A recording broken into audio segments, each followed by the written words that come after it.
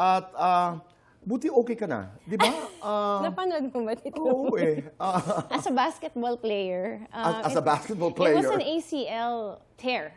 So Okay. medyo malala kung ano yung mga nangyayari sa mga Pero you're players. okay now.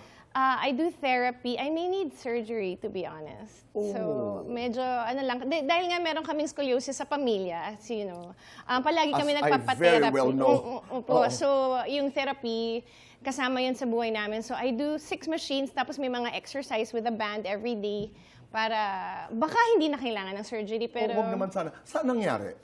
I was dancing. Yung sa Showtime kasi medyo ano kami, pag pinasample ka, hahataw ka. And you dance like no one's watching. But don't forget to stretch. The stretching is the, ano, parang... Is the key. Totoo yun. Yeah, I know. I So- played badminton for many years. Badminton, no?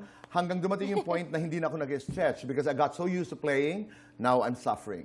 Yun Ito na rin. nga,